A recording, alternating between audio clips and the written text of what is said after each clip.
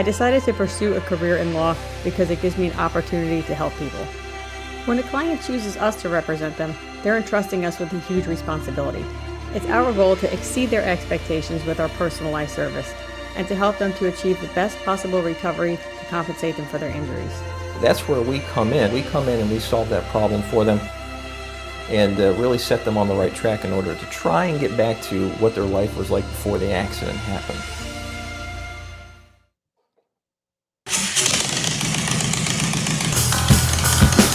Welcome to the Big Boneyard. Enter at your own risk.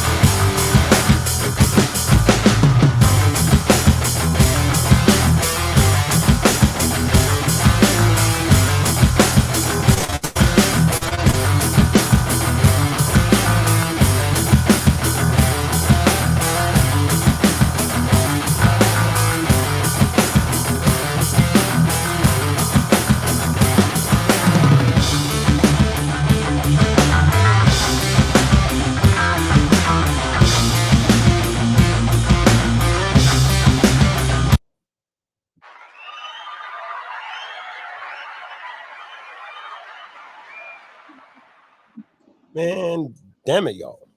So we made it back 7 days. We actually did it. Archbishop made me tell the truth. Made me count up in there. 1, 2, 3, 4. You know, y'all know the rest of that song. Hey, what's up, everybody? Thank y'all for joining us tonight on the Big Boneyard. And oh man, yeah, we go. This is gonna be interesting. We're gonna definitely enjoy ourselves a little something tonight. So as always, we got myself, Big Bone 1%er. Let me tap up to me right quick. Yeah, Big Bone 1%. I'm doing that thing. And of course, we got my man with the plan, Mr. Motherfucking Archbishop, folks. What up, though? What up, though? And we're also joined by our MC Elite, some MC royalty in the house. What movie did they say that? MC royalty? Oh, no, that was on Sons of Anarchy when they guys MC royalty in the house, ladies and gentlemen. Hey, but yeah, we got that in the form of our very own Black Dragon from Black Dragon Biker TV.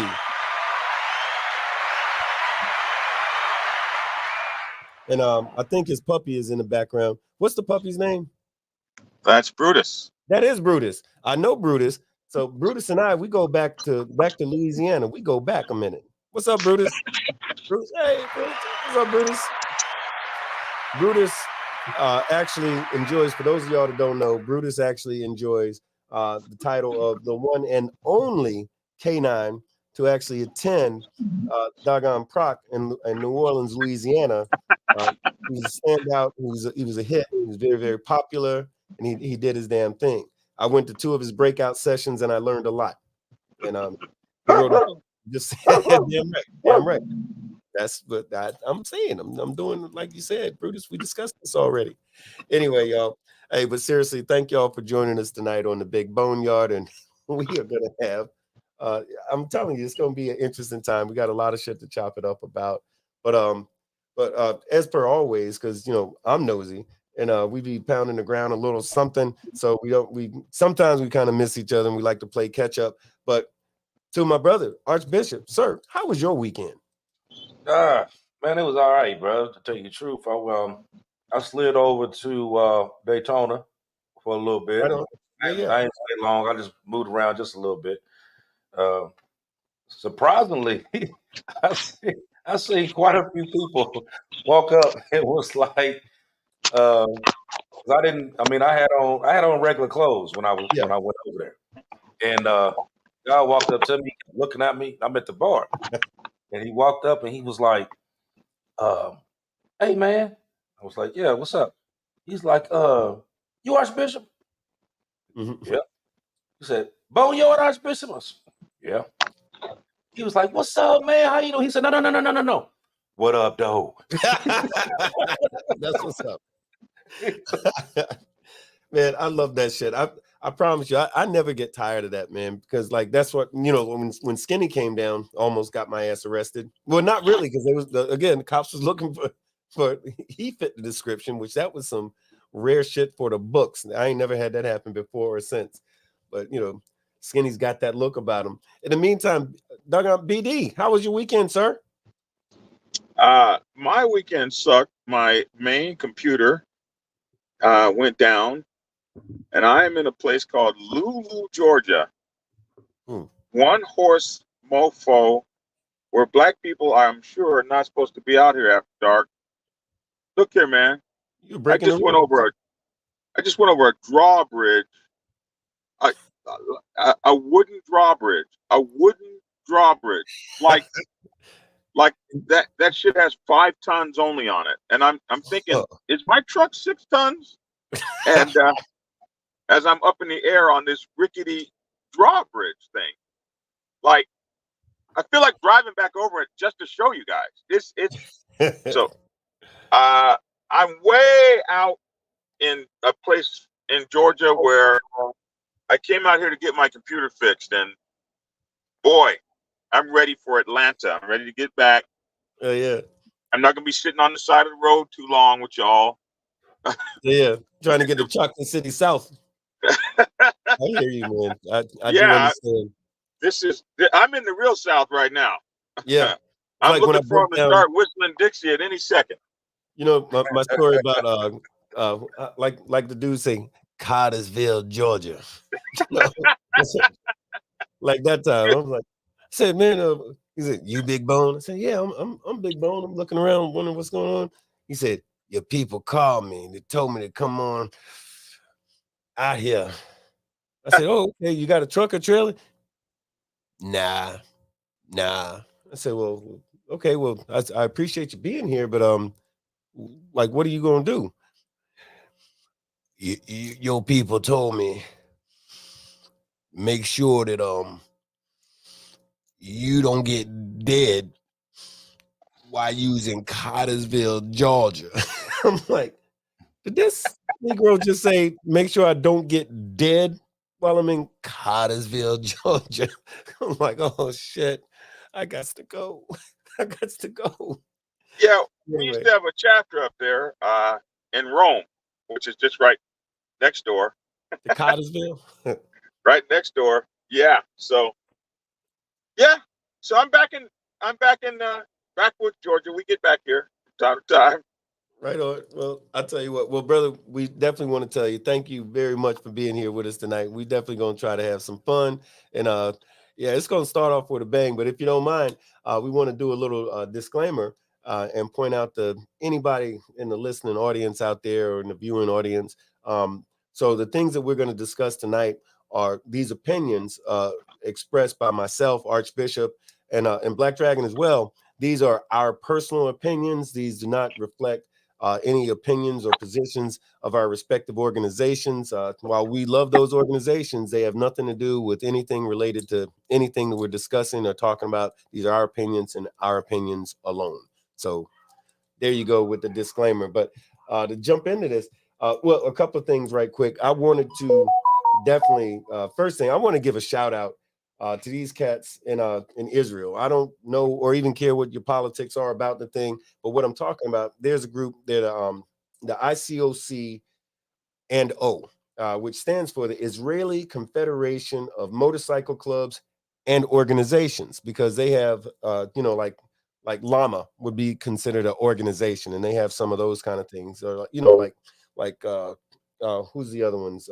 Like the Shriners would be considered an organization, not an MC. So if you're not an MC or MCC, as they call it over there, you're considered an organization. Anyway, that's just the structural or whatever. But here's the thing, and some of y'all saw, if you look at the Big Boneyard page, you saw some pictures of a motorcycle club or a group of motorcycle clubs taking pictures together, standing next to their motorcycles. But if you look a little further, if you continue looking at them pictures, you're going to see them same dudes wearing their uniforms, like military uniforms, Israeli soldier uniforms, standing next to their motorcycles. So a number of these guys, like FTO, FTW, and a variety of the clubs over there, these guys have been fighting this one guy, Dean Savage in particular.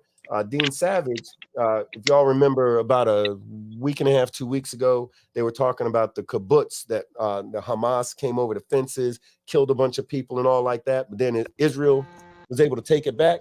Well, Dean Savage was there. He got his wife and his kids out.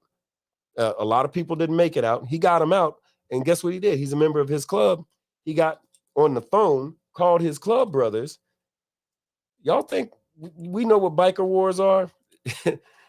They got a different spin on biker wars over there. He got his brothers together. They put on their uniforms and went back to the kibbutz where he lived, and they took the shit back from Hamas.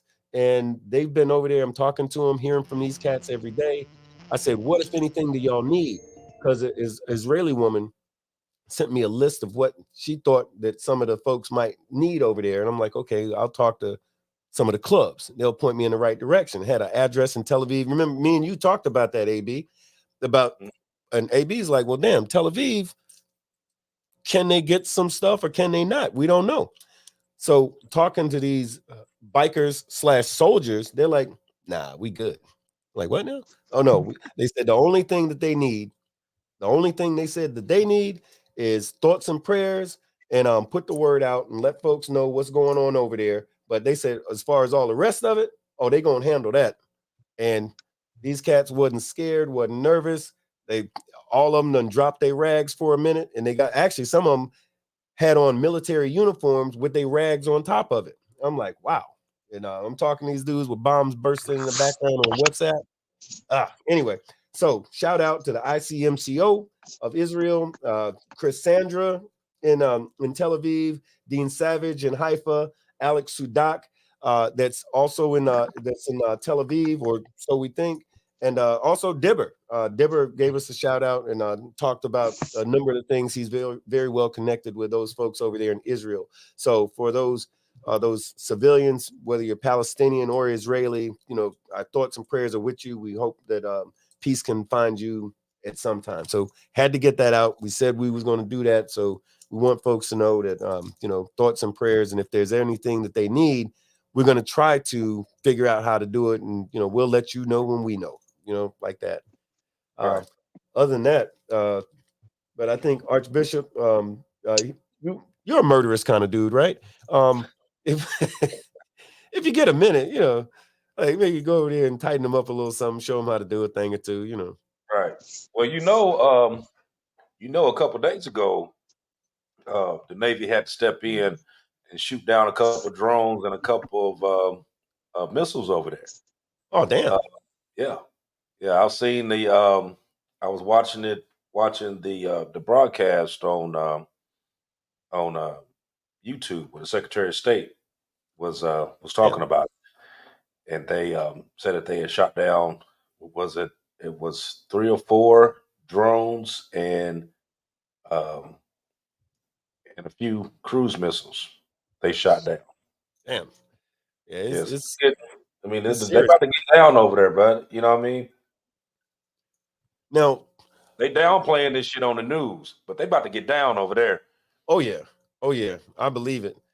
So, because you, Black Dragon, you were in the Navy. Were you on a battleship or were you on a tender? I think you had told me one time before, but I was on a submarine, my friend. Fast attack, black, and never sail back. You were you were a submariner, not a submariner?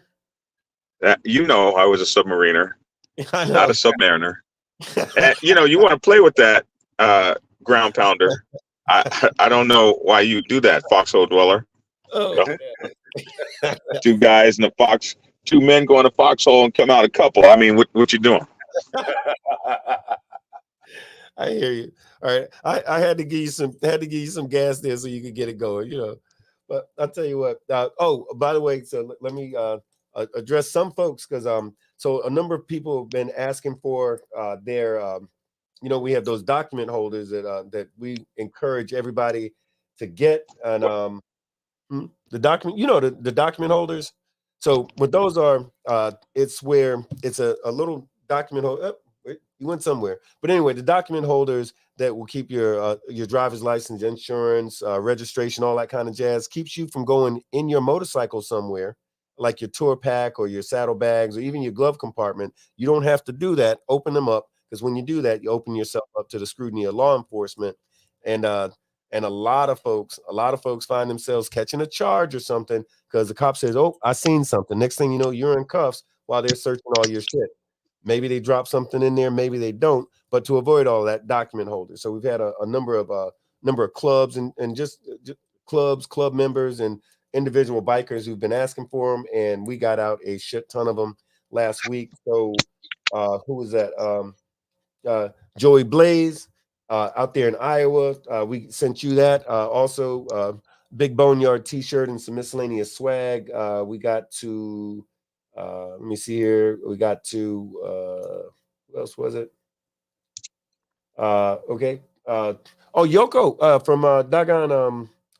from Black Sabbath. Yuko from Black Sabbath. We sent her some. So she'll be giving those to Black Sabbath. And also, I'm gonna tell you who else. Just so y'all know, your stuff is coming in the mail.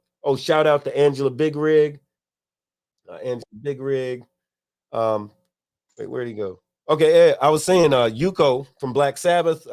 We got her, sent her some Yuko from Black Sabbath. We sent her some of those document holders. She's going to be giving those out to some Black Sabbath brothers and sisters, so she'll have that. Angela Big Rig, who is she's actually the former president of Sassy and Classy MC, but now she's in Ohio now. So we got her squared away, and who the hell else? Anyway, a number of different folks. We got everybody. Yep. Anyway, Chris Sandra, we got Chris Sandra. We got your stuff sent out to you as well, but got a lot of that stuff done. And the next thing coming here, I gotta show you because Chris wants these bad boys. So it took me a little bit to get it straight. The Big Boneyard glass. So we got him one of these, and so we got him one of those, and got him one of these. That's the Big Boneyard tumbler. So we don't have no more. We did have some. I guess I fucked that up. Yep. You heard it tumble, didn't you? I know, right? But there's still a few of those. So if anybody wants any of those, and plus we've got those. I think we still may have some of the other ones that we had before. Anyway, if y'all want any of that stuff, give us a holler, let us know. And the crate, if you are in the Tampa Bay area, next Wednesday in Wesley Chapel, that place, the crate, that shit is live as all get out. You ought to make it your business to slide through because it's growing and it is absolutely popping. The place, you folks could barely find a parking place over there. It was so thick the last time. I understand I didn't make it, but I saw the pictures, and pictures worth 1,000 words and all like that, and we don't got that kind of time. Cigar Box Skinny, what's up? We see you out there, brother. But anyway, I promise I'm going to shut the fuck up and tell y'all about tonight's show. So let me do the description for tonight's show if I can grab it right quick. So tonight we're going to talk about a lot. There's a ton of questions we never even got to, a number of them from last week. So we figured let's go ahead and start with, and this is a doozy. So we got a letter, and one of the brothers in the chat actually said the guy need to get hooked on phonics or something like that. But this is a actual letter that came in from a certain biker. Allow me to read. And Dragon, you got to help us with this one. But anyway, so we know what it is. So it goes, "Hey, Big Bone 1%.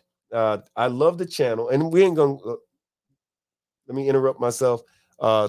Bishop was like, "We are not going to clown this brother because he is a viewer of the show, and we're going to give legit information, but maybe clown you a little bit.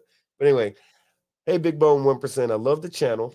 Thanks for all you do, and AB do out there. I've been around motorcycle clubs for 15 years. I learned how to ride, and I joined the MC. I was a good member for almost 2 years before they kicked me out because my bike got repoed about 6 months after I joined. I sometimes use my girl's bike for events and made every mandatory event, even if it was in a cager." He means a cage.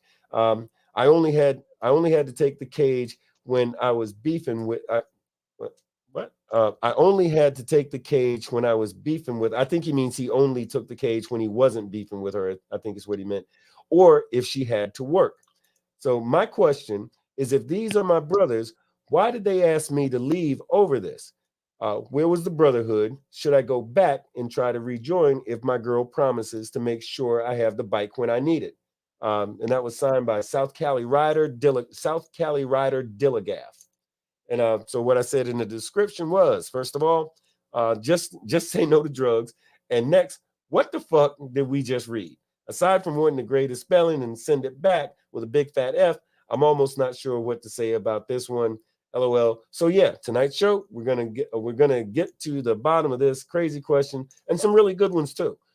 So it's about time to ride on over to the Big Boneyard. And so I was a little smart alecky in my answer there, but yeah, I think he probably has a legitimate question. Maybe not the answer that he wants to hear, but what say you, Archbishop?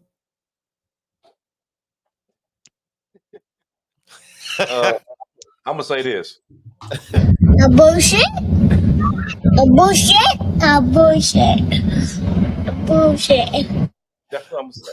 That's what I'm, come on. Now, okay, now let's go back here. Okay, so he's been around the MC set for 15 years. Yeah. He's joined the club, learned how to ride a bike, and he's been in that club for 2 years before they kicked him out. Right. They kicked him out because he didn't have a bike. Right. And he was riding his girlfriend's bike, and I guess he only had certain times he was allowed to ride the bike, from my understanding. Yeah, that's what it sounds like. Okay, so and now he's wondering the reason why they kicked him out, and should he try to get back, even though his girl said, well, you know, I mean, I'm gonna let you ride it a little bit more if you go back. Man, I'm gonna tell you, man, that's some bullshit, bro. You know what I mean? Now, if you was around for 15 years, you already know that you're supposed to have your own damn bike. Okay, now, right. Now, let's just say, okay, for the sake of argument, his bike got repoed. Okay, cool. So, you know, I think every club gives you a time limit that, if something happens in that matter, that you're able to go and obtain you another bike within that time limit. And if you don't, then, there's ramifications for that. So I figured that now he's asking, what about the brotherhood? Well, the brotherhood was the fact that they gave you a certain amount of time to get that bike and you ain't get it. Yeah. You know what I mean? What else do I got? What else I need to do? You know what I mean? He had a year and a half. With your face pointed this way and ride you down the road with me and shit. That ain't how they go. You know what I mean? Man, I'm gonna tell you, that just sounds like some shit, man. It's like I can go on with it, but I'm gonna digress because the fact that you watched the show, I'm not gonna clown you like I should be clowning you, but know that your ass should be clowning. You know what I mean? I'm just gonna digress on it. Doing the math on it, because I think I reread that thing 2 or 3 times, and doing the math on it, he said his bike got repoed 6 months into him being a member, but he said that he was in the club for 2 years. If that's the case, carry the 1 divided by 2. That means that he's been riding for a year and a half. Yeah. So I'm like, come on now. I mean, how much more brotherhood do you need? Yeah. Well, let me ask, Black Dragon, you are an authority on such subjects. So my question to you, sir, is why did he have to have a motorcycle to be in a motorcycle club? What's that all about? Is that a thing? It is a thing. And it's one of the big things. Now, anybody can fall upon hard times. You can get your motorcycle repossessed, but there is a certain amount of time that one should have to get his bike. But I'm going to suggest this. I'm going to suggest that there's more to this than he don't have a motorcycle. Because I've known brothers who have wrecked, gotten injured, hurt, can't ride. I knew a brother who had a neck injury and couldn't ride for 5 years. 5 years. Yeah. And he never got thrown out of the club. Right. So yeah, I know if you look into this, it's going to come down to something way deeper than all you were doing was just showing up in your cage. There's more to it than that. You failed on several levels, because in a true brotherhood, we really don't give a damn about if you holding down your own, you fall into some hard times, your brothers will pitch in and get you a motorcycle. Yeah. The fact that the brothers didn't pitch in, and it might not be a pretty motorcycle. It might be one we built from scraps. We got around. But if you're that kind of brother, we're going to make sure that we have you at all costs. Right. If it's really just a financial thing or a health thing or whatever. But a lot of times it's a whole bunch of things combined in one. Like, you tell me you broke today. Tomorrow I see you on YouTube throwing money away at the park slide, or frying steaks with the fam. Like, all of a sudden, your get down doesn't match, the stuff you're talking about. And so after that, it's when the brother starts saying stuff like, "Man, you got 6 months to get a motorcycle," and because you're not holding down everything. You can fall short in areas. You can even not have a motorcycle, but every time somebody sees you, you got the trailer rolling behind the brothers. You pulling the trailer in the truck. Anybody's bike who goes down, who's going to get rid of somebody like that? Right. Who's gonna? I used to have a girlfriend before she got rid of me. She said, "Hey, people don't get rid of shit, or people don't keep shit. If you're a treasure, people are going to keep you around. If you're shit, people are going to get rid of you. So nobody gets rid of a treasure. I bet if you look into the background of the man, he has failed the MC on so many occasions that they find the lowest hanging fruit to dump your ass. Like, oh, by the way, he ain't got a motorcycle. He got a motorcycle. He ain't got a motorcycle. We don't even have to get into the rest of the stuff. You ain't got a motorcycle. Bye-bye. They're just trying to find the door for his ass. You're saying that they're going to try to find the door. So it's probably, it sounds like you're saying that he didn't give us the whole truth, the truth, the whole truth, and nothing but the truth. Well, he got like the abridged version. He gave us his truth. And a lot of times, our truth is not reality. It's our truth. You can say, "Mirror, mirror on the wall, who's the fairest of them all?" and sometimes hear what you want to hear rather than hear what the mirror said, or rather see what the mirror said. Right. When you put your own report card up and you do a report card of yourself, especially like, you got a woman that's about to get rid of your ass and you're doing your report card and you're like, "Well, I'm always on time. I'm always this, I'm always that." Yeah, but did you keep your phone together? And she went through your phone and found out, you know what I'm saying? Right. Your report card isn't equaling the your get down, your own personal report card. Did anybody else notice that Black Dragon has brought up some woman getting rid of him on more than one occasion? Like, is this something you want to get off your chest? I've been gotten rid of a few times. Look, I'll tell you what. For those of y'all that don't know, this biker life, you will lose shit. You will lose girlfriends. You will lose jobs. You will lose all kinds of stuff, because this is a hedonistic, selfish type of lifestyle that some women ain't trying to put up with that bullshit. Oh yeah, that's absolute truth. I mean, that's what you tell everybody. Being in this world, you're gonna lose something. Oh yeah. But you know what the funny thing is, though, is that you have, like, we usually tell that to the new guys when they come in. Yeah. And it's funny how you sit there and you tell them, and you even tell them some of your personal stories as to what all happened. And they will still sit there and be like, oh no, I got that covered. Yep. Like, dude, don't they? Nobody has it covered. You know what I mean? You think you got it covered. Nobody has it covered. Yeah, dude, I got it covered. And then 8 months down the road, this is the same one. To my man, can I stay at your house a couple of days? What happened? Man, she tripping, man. Every weekend we out. This is this. She ain't like that. I mean, you already know this, bro. You know what I mean? Did I not tell you? Why is she? And you know, but you know, and they always do it, man. She tripping though. She tripping though. Right. Hang on, let's catch this one real quick. Hey, hello, and thank you for calling the Big Boneyard. You got Big Bone, Archbishop, and Black Dragon on the phone. Who is this? What's up, buddy? This Cameo, man. Cameo, how's it going, man? Hey, you gotta turn your TV down. Oh, okay. I'm sorry. Hey, man. Listen. First thing, man. Tell Black Dragon he looked like he's sitting in the parking lot waiting to go into the massage parlor.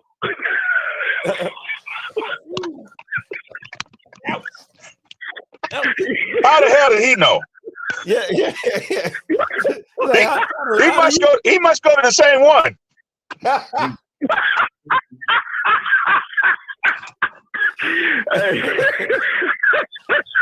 Oh, shit.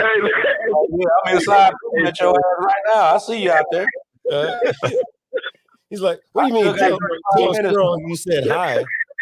I think he said, tell Shirley he said hi. Hey, listen, man. I love the show. I love what y'all doing, but getting to the topic, man. Let's keep it 100, man. They knew that guy didn't have a bike before he even joined. He didn't fall into the clique, and they said, just like Black Dragon said, after a while they found the low hanging fruit and got rid of him. But they knew he didn't own that bike before he even joined. But he didn't fall into that. Y'all know what it is. You know, he didn't fall into the cliques that some of these clubs form, and they got rid of him. Just that simple. Yeah. Right. Well, but right. I'll tell you, I mean, and I tend to believe what y'all are saying in the sense that is got to be more to the story. But at the same exact time, I do legitimately believe that if you're in a motorcycle club, having a motorcycle would probably be a good thing. You know, I'm old fashioned and I'm funny acting that way though. Archbishop is the same way. He keeps a couple of them. You know, in fact, we both do, just in case. Yeah, you gotta have a bike, man. Yeah. You gotta have a bike. You know, now see, what is the one thing I tell you all the time, Bo? Now we know what they just said. Yeah. But what is it that they didn't say? Right. That part. Yeah. That's a you thing. Yep. Facts. Not just based on his letter alone. Based on his letter alone. What did he not tell you? I'm getting ready to tell you. He did not tell you that his girl runs the show. Oh yeah. That's what he did not tell you. Yeah. He did not want to tell you that his girl runs the show, because that's why he can't ride her bike. That's just like a kid. It'd be like, okay, I'm gonna take my ball and go home. You know what I mean? Hell with y'all. You know, he'll go home. Yeah. Now he's sitting there. Yeah, I agree. So he got to do it. He like, come on, let me I ride thought he did tell us that. She'll purposely get on the bike and go somewhere to keep him going. You know, he said something about that. Let me see if we can find it. He said, let's see, let me find the exact words that he used. He said about the girl. Okay, I sometimes use my girls' bikes for events and made every mandatory, even if it was in a cage. I only had to take the cage when I was. I think he means I only had to take the cage when I was beefing with her, or if she had to work. So, and then he goes on. My question is, if these are my brothers, why do they ask me to leave over this? And I see what you're saying though. What is he not telling us? He's asking the question, but he's not telling us some of the other stuff. Where's the brotherhood? And the last part was, which I don't know if we answered for him yet or not yet, but he says, should I go back and try to rejoin if my girl promises to make sure I have the bike when I need it? No, don't rejoin nothing until you got your own, number one. Number two, you know what I mean? She didn't wait till Friday to tell you that you wasn't riding that bike. She told your ass Wednesday, you ain't riding the bike. So I don't know what planning on doing. You gonna sit here with these damn kids because you ain't riding no motherfucking bike. Not the kids. What Not you about the to kids. do? Damn. And then he's sitting there like this. Yeah, because if I'm paying the bills around this mofo, I'm riding everything we got over here. Hell yeah. All right. So here's the thing. If we want to go to MC Protocol, but we don't want to go there. But if we want to go to MC Protocol and your own club's bylaws, somewhere in the bylaws, in my club's bylaws, it starts off with who you are, what the club is, and an explanation of what membership takes. And in there, it says that for my club, our club's not like y'all. Everybody ain't got to have a raggedy ass Harley, but it does state you must have a cruiser, 750 or better, or you could have a race bike, 600 or better. And then after everybody got old, they all got Harleys except for me. But that's in the thing. But I want to point out that it says something very interesting.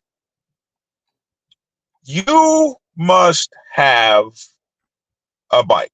It doesn't say you must have your girlfriend's bike. You must have your woman's bike. You must have a bike you borrowed from somebody. You must have a repossessed bike. It says you must have a bike. And I think if people took their oath to the club more seriously, their oath to MC Protocol, and stop looking for ways to ride on the fringe. Because if you're riding around on your girlfriend's motorcycle, you don't have a bike. It's her bike. A lot of times, if you're riding around and your girlfriend owns the title to your motorcycle, you don't have a bike. But we're not going to go there. We're not going there. I said we wasn't going there. But if you don't have a bike, then why would you be mad? Why would you, be upset? Why would you feel like, where's the brotherhood? Where's you keeping your word? How is the brotherhood lacking when you are lacking? The brotherhood's doing what it's supposed to do. It put some bylaws down that you agreed to. They asked you to adhere to them, and you're not adhering to them. So how is this? Where's the brotherhood? Right. Where's the oath? Where's giving your word? Where's the honor? Where's the respect? Well, where's that? When she dumps his ass, he ain't got no bike. And I think that's kind of in what you're saying in a nutshell. Mike Ball said, if my girl owned my bike, I wouldn't even ride that thing. Forget that shit. But you know what, though? Even with that wasn't like no spur of the moment thing. They didn't just say, okay, your ass is out because you don't got no bike. Right. Somebody been telling him, get your bike. You need to get your bike. You know what I mean? Now, we got people in all these clubs that for some way, shape, form, or fashion don't got a bike. Hell, you got a lot of these clubs that have, let's say, 20 members, but only got 5, 6 bikes in the whole fucking club. Let's just keep it honest. That shit's out there. 1 second, Carl. You know what I mean? And actually, I'm being gracious by saying 5 or 6. Yeah. You know what I mean? Now but you walk in a clubhouse and they got 150 fucking trophies in there. Well, they done went in and got all these trophies for these anniversaries because they done all walked in there and did color count and then walked right outside and got in their car and went home. Carpool. You know what I mean? So let's just keep it funky. You know what I mean? That's because the color count used to be done on your motorcycle. Those days are gone. Yep. Exactly. You used to have, y'all remember when you used to have to ride across the thing? Look, we had the orange cones back in the day. We used to have the orange cones, like 3 of them, like for 2 lanes. And you line up and go through either lane with a dude there, usually the guy with no sense of humor and no life and who couldn't be bribed and didn't give a damn who got what trophy. Wasn't going to happen. He was sitting there, click, click, click, click, click. Okay, ABC riders got 6. Click, click, click. Joey B and the boys, they got 3. That's it. And the thing about that, here's the thing. Depending on where you are, you got 3 instead of the 5 that you were supposed to have, you're gonna leave them rags right there. You're gonna leave them rags. Also, come back. Also, or better. Also, depending on where you were, there was no T-shirts and soft colors allowed. Oh yeah, facts. You had to be in full rags. Yep. So I seen one time at an anniversary, you had the bros that went in, like they basically went in and scouted the joint, right? We were sitting outside. I seen them go and they opened up their trunk, and all they old ladies came outside and they gave them all a set of rags to walk back in and do color count to win a trophy. You know what I mean? And I seen that too. Took the vest off, put them all back in the car along with the trophy, and went home. Hey, I've seen them put vest on non-club members to win that trophy count, especially when they was giving out real money. Come on now. Look, I seen it. I caught them at the door. I had this happen in 2007. 2007, I had that happen. And it's one certain club, and I'll tell you who won the trophy because they still got it. It was a club called MOB, won the trophy because they came in there deep, legit, on motorcycles, doing their damn thing for real. But there was this other certain club, I won't say who they are. Man, they was passing out T-shirts, hats, rings, koozies, you name it. They had it. And I want to say they had 6 bikes total. The rest was a damn car caravan. But 2 things right quick. Insane Throttle Biker News. That's our friend Hollywood. Hollywood says, my question is, hey, shout out to you, Hollywood. Always good to hear from you, brother. But Hollywood says, my question is this. MC Protocol is an internet phenomenon. Clubbing is a man's game and isn't all cookies and ice cream. With that said, is it watering down what clubs are really all about? What do you think, AB? Yeah, it's been watering it down for years. You know what I mean? This is, like I said, like what Hollywood said is correct, but this isn't just a right now situation. This has been going on for the past 10 years. It's been gradually being watered down. You know, and it's on not just on one aspect. It's been multifaceted. It's been hitting all clubs. You know, whether you're an MM club or MC or RC, 1% or whatever, it's been hitting them all. They all been getting watered down. I'll tell you, what I mean? I'm sick of, like, the 3 of us here. I think we're all probably sick of seeming like odd man out because we believe in actual protocol. We believe in doing this the way that we was taught it way back then before we had gray, right? It's like, I'm not odd because I believe that the bylaws are there for a reason. I'm not odd because of the fact that I say you're supposed to have a motorcycle to be in a motorcycle club. But in the meantime, hey, we got somebody that gave us a call who's been hanging in there patiently with us. Hey man, this is the Big Boneyard, and thank you for calling. You got Big Bone, Archbishop, and Black Dragon on the phone. Who is this?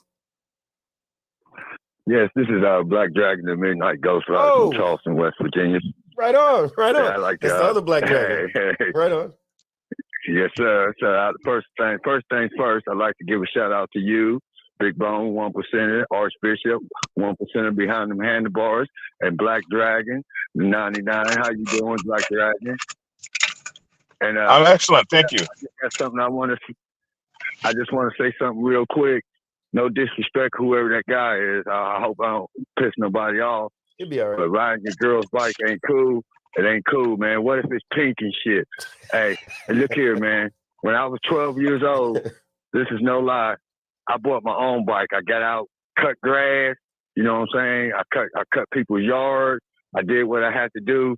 You know, or paint or work on someone's roof. You know, you got or got a summer job. It's nah, man. You gotta get your own shit. But if he's a stand-up guy, maybe he's in a fucked up situation. Then I don't know. Then maybe I chip in or something. But I always got my own, man. Yeah, it ain't hard. You know what I mean? You just gotta work your ass off, man, to get shit in life. Well, everybody with that patch, and hey, Doggone Black Dragon, we appreciate hearing from you. You always ride with us, man. So we appreciate hearing from you. And for the longest time, of course, when you hit us up the first time saying Black Dragon, you know, you had me and Archbishop scratching our heads over here. We're like, hey, say what now? You know, but anyway, so this is great. Oh shit. Hey, I get a chance to it. So Black Dragon, meet Black Dragon. That's right. And I finished that real quick. I ain't going to stay on here long. I finished that song. So to get it to you guys, send it to Messenger or can I hit you up on Messenger or something, or Facebook? Or? Yeah, sure. Yeah, sure can. I've been waiting on this too. You know, I've been waiting for a while for this. Hell yeah. I know. And the beat goes with it. You know, it ain't my beat, but the beat goes with it, man. Right. And I think you guys gonna like it, man. You know what I'm saying? Man, hey, I hope so. We're looking forward to it, man. But hey, for those of y'all, Black Dragon, the Midnight Ghost Rider, man, we appreciate you and thank you for giving us a shout, and thanks for always holding us down, man. You're all right. I don't care what Black Dragon said about you. But hey, fellas. But having said that, let's get to, because we still got a couple other well, these are actually a lot of really good questions. So when the other one was, let's see. So there's a PO. I'm not going to use her name because we didn't confirm. I spoke with her on the phone and the whole nine, but I wasn't clear if we would needed to discuss this with the rest of the world. It's pretty interesting. So this is a PO. She's in a southern state. She comes from the Midwest. In the Midwest, she was with a social club that was under the dominant in that particular state. Well, she moved to a different state. She's in the South now, and she discovered something. Now, being in the South, in the state that she's in, she's a PO, but she sees that there are social clubs in her area, and the social clubs can join the set, get with the council, do everything, stand up, all of that, and they do that independently of a brother club meaning men. For those of y'all that don't know, in a number of areas, in order for there to be a social club, they have to be associated with a male club. And her question is, again, she's asking about in her state, and I'll tell you how we address that in a minute. But in her state, she's on what, if anything, can be done to fix that, because she feels like that is against protocol. That's not what's supposed to happen, but they're doing it anyway. So what do y'all think? I'll tell you what I think later, but what do you think? BD, what you think? You know a little something about this subject, I think. What's the question again? Okay, the question is, her question is, she wants to know what, if anything, can be done. Well, first of all, what's the opinion of social clubs, meaning all female social club, standing up on set, being a member of the council, and all of the things that are legit recognized clubs. Like in different parts of the states, we say recognized. Is your club recognized? So they're recognizing social clubs without any association with a male club, a brother club, as we call it. Oh, wow. Right. In her state, she says that's something that's going on, and she's new to that state, and she's saying she don't understand it. And I guess I spoke with her on the phone, and she says she's spoke to a person or two, and the feedback that she gets is it's not supposed to be happening, yet it is. So that's interesting that would be happening like that. But you know, if that's what the COC in her state's doing, or actually the whatever the coalition is, then you know, who am I to say anything different? I would like to say, however, shameless plug time. My newest book, The Social Club's Bible, is due out in just a few weeks, where I talk in detail about the nuances with having a social club, and about a lot about that subject in particular, like how to deal with your brother clubs, this, that, and the other. I think that, and you know, for our white listeners, that ride on the white bike set, they're like, what the hell is a social club? Because this is not something that exists on the white biker set. It's really something that is wholly intact on the black biker set alone. And white bikers would be just absolutely blown away to know that there are clubs with nothing but women who wear colors and hang on the bike set, and they got presidents and sergeants at arms and all kinds of stuff. Bright, sparkly, and they're called social clubs. Right. And they're supposed to be support clubs for the biker set.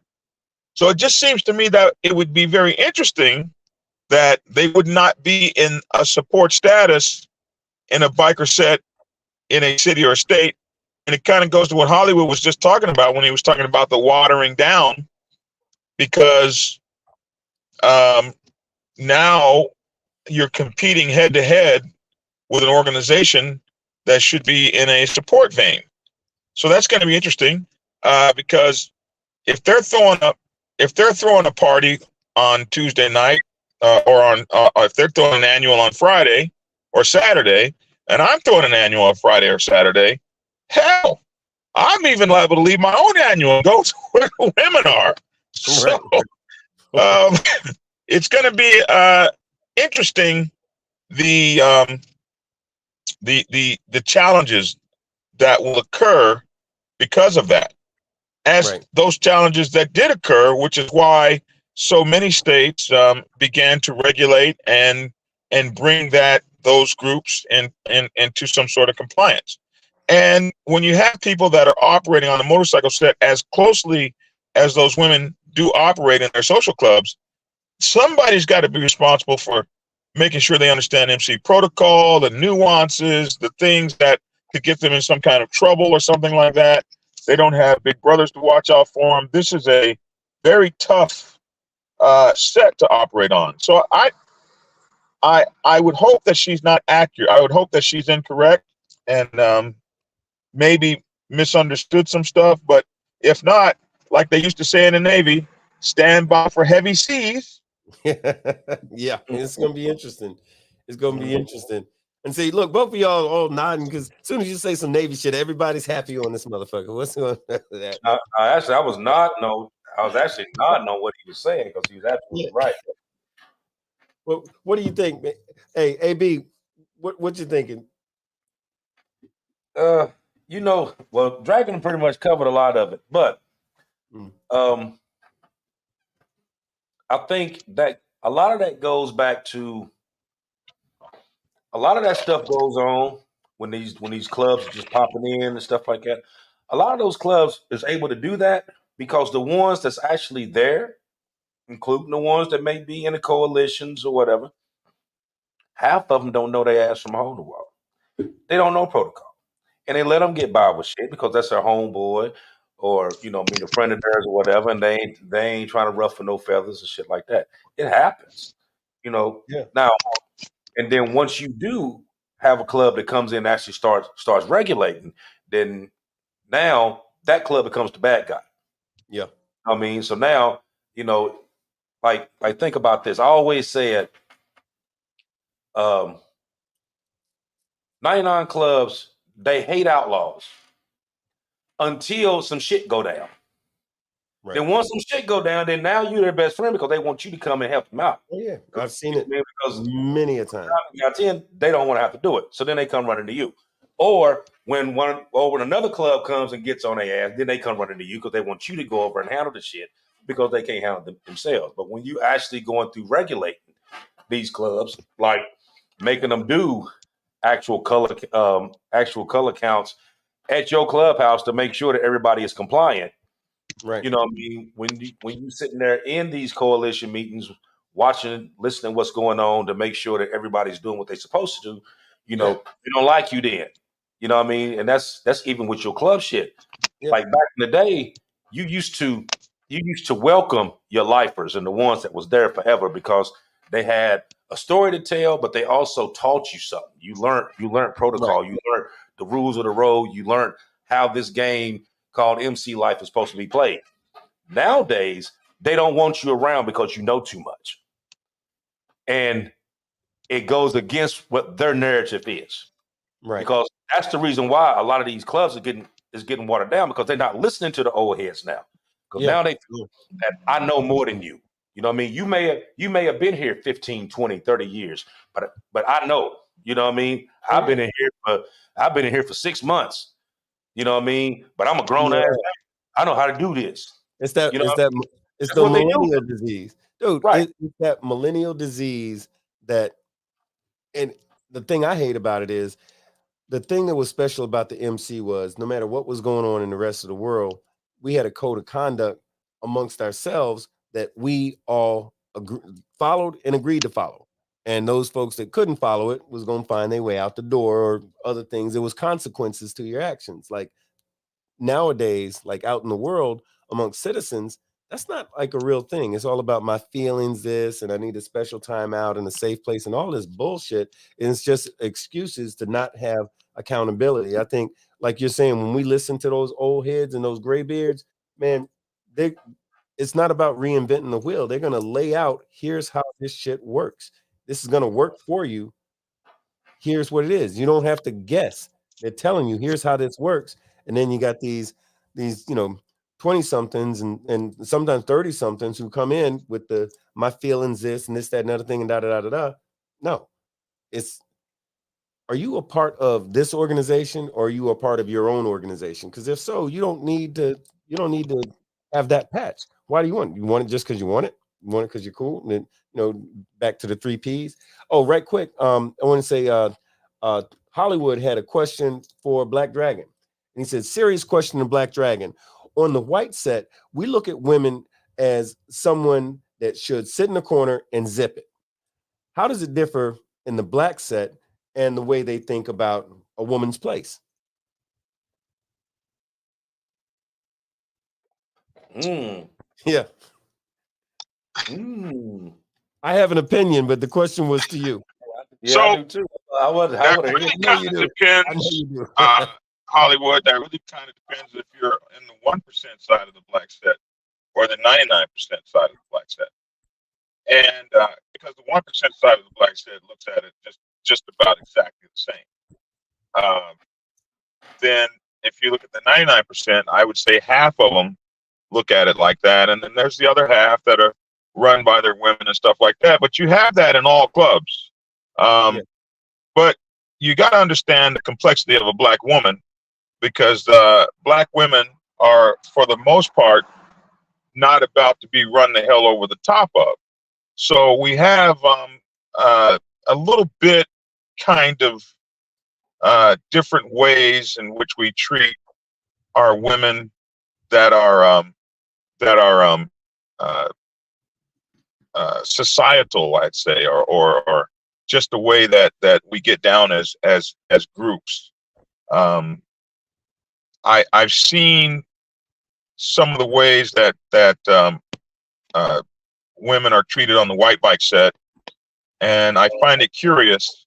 And then when I see the black 1% set, they still have a very strong way in which this is a man's thing, blah blah blah. On the 99% set, we see a lot of fudging, and a lot of dudes want to bring their wives to the club and make their wives part of the club, and so you have some strong 99s out there, and then some pretty fucking weak ones. So there are some differences in the cultures, differences in how we treat our women culturally, and it's really funny because I get to see both sides, and I do see some amazing differences. Like, for instance, you don't really go to a white biker club and hug all the guys' women.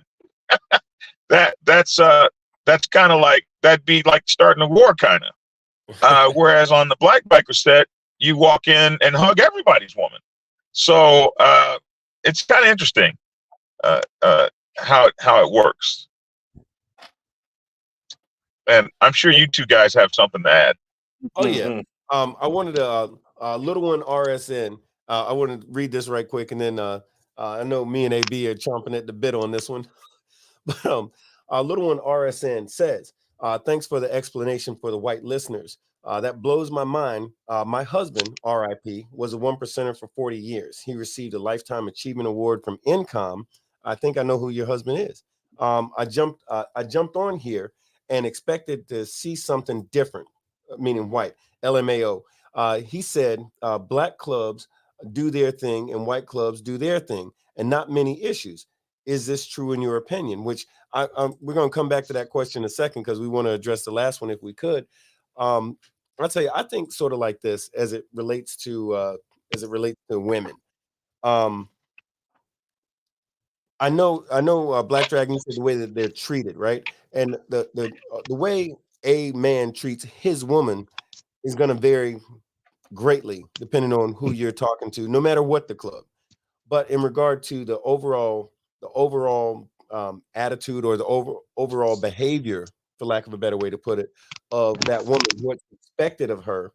On one side of the fence, you know, when we're talking about those of us that wear that jewelry, I can tell you our POs are they're influential, they're smart, they are not to be fucked with. And I ain't even talking about the brothers that they got back. I'm saying, you know, they can handle their business. I mean that in a business sense. I mean that in a physical sense and everything else.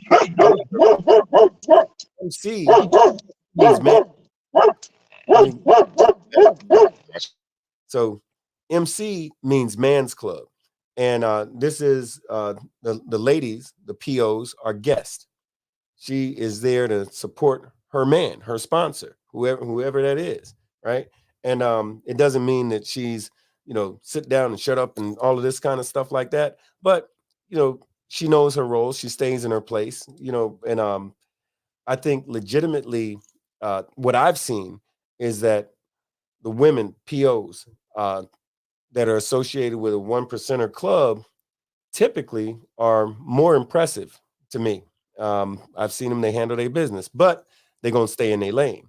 They're not going to be all up in a man's face, chewing him out, cussing him out, showing their ass, you know, doing anything that he's not approving of, because that PO is a reflection of whoever her sponsor is.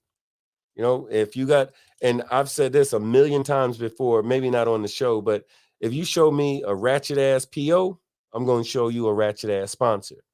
You show me a PO who's squared away, straight, knows how to handle whatever she knows how to handle. Damn sure is her sponsor is straight, squared away, no issues, no problems. But that's just my take on it. What do you think, Archbishop? Well, a couple things. You know, now both of y'all was going back and forth. You know, like saying on the 99 side this, 1% side this. Now, you know, on the 99 side, you know, you have women that's in men's clubs, and I've been in one that had women in the club, but when it came to business, they was not included in that. You know what I mean? Hell, I know a couple men's clubs right now. They got a woman as a president, which is like, no, that's a no, definite no. I can't even wrap my brain around that. I gotta be honest. But they got it. Now I've seen on the 1% side, on the white side and the black side, yes, they do their POs different. You know what I mean? It is across the board different, you know. Yeah. But for the most part, that stands true on both is these women are to be seen and not heard. They can walk around, they can look nice, whatever. You can look at them. That's as far as it fucking goes. You know what I mean? And that's, you know, on both sides. That's where that line is drawn. I mean, she's sitting right there. I don't give a damn she ass naked. You better not say shit to her. You know what I mean? She is to be seen and not heard. Now, what happens? How we find out whether this person is this classy, upstanding person and this, that, and the third, you don't find out till later on because they get to doing this. And usually when they get to doing this, it's because their sponsor's doing this. Okay? Mm-hmm. So even to go back on the other things, you was talking about the question before this, and we was talking about these other clubs that's just popping up. And we talking about it was a woman that said it. How that woman get that information? Mm-hmm. That's how she got it. So she took that information, put her spin to it, sent it in. Okay, I want to know the answer to this because she heard it somewhere else. She heard some men talking about it, but she wanted to know the answer to it. You know what I mean? So now that's not saying that I'm not saying that all POs is bad and all they do is sit there and run their mouth, none of that shit. I'm not gonna say that. I got 8 of them. And you know, each of them got their own personality. They got their own little funk to them. You know what I mean? And you got to deal with all of them a different way. You can't, because you can't treat all women the same. You gotta, you gotta be different, but you gotta be fair. Now, all of mine know. I don't give a damn what you heard. You better not say shit. I don't even want to know if you heard some shit. You know what I mean? Stay in your lane, which means sit over there, have your drink, talk to your girlfriends or whatever, mind your damn business. When it's time to go, you get your ass out of here and you get home. Now, when I was in a 99, I did the same thing. If I was with a girl, whatever, she come to visit, okay, we're gonna go, we're gonna have a good time, we're gonna walk around, we're gonna talk to people. I may introduce you to some people or whatever. That's as far as it's gonna go. Party over with, you're gonna take your ass home. Whatever you hear me say to somebody else, you keep that shit to yourself. You act like you didn't hear me say shit. You go on about your business. And I'm not gonna hold no conversation in front of you anyway. I'm gonna make you stand right here and walk off. That's the part. Hearing my shit anyway. That was the magic words. That's what the part I was waiting for in that. But all of that. So pillow talking don't just happen in bed. Pillow talking don't just happen in bed, and that's the thing. But that's a whole other subject. That's a whole other show. I mean, you may be in the living room talking to a bro on the phone, and your old lady in the kitchen cooking, but she hearing everything you saying. You still pillow talking because she's still gonna take that information, and the first time she get mad at your ass, she gonna tell it. Boom, there it go. There it go. Hey, let me throw this out.